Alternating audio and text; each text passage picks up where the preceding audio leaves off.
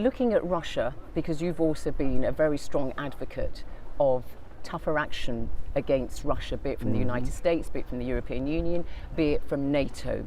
Now that there is this ceasefire plan and the hope is that it will hold, that probably is the best face-saving way out of this conflict, isn't it, both for Moscow and Kiev in Ukraine?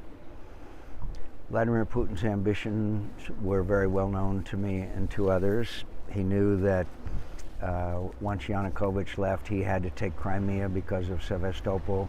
Then he tried the separatists, that didn't work. He armed the separatists, that didn't work. So then he sent in thousands of Russian troops. The fact is that they were slaughtering Ukrainians. There were hundreds killed, thousands in the hospitals. It's terrible. Poroshenko had no choice but to agree to a ceasefire. What is going to happen? I predict to you that it will be another step in Vladimir Putin's strategy to separate eastern Ukraine from Ukraine and perhaps a land bridge to Crimea. No, it's a very bad result. And again, we would not send weapons to the Ukrainians when they were begging for them.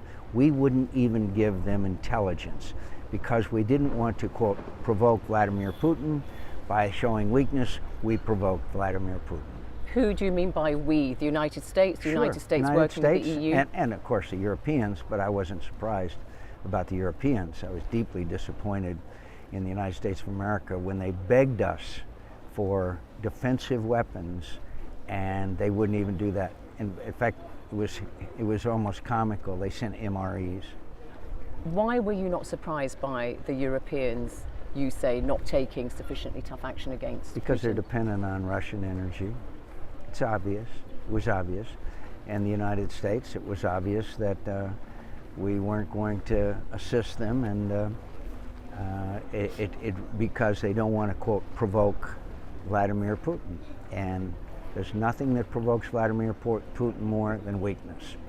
We have to understand that Vladimir Putin's ambitions are the restoration of the old Russian Empire. But he has never said, has he, that he wants eastern Ukraine to be incorporated into Russian territory?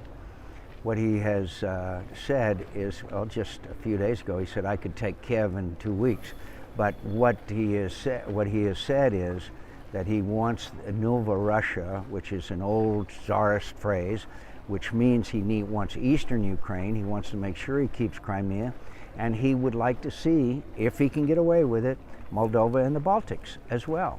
That's what he wants to see restored. He cannot afford to see a free, democratic, prosperous Ukraine because the Russian people then would like to be like Ukraine.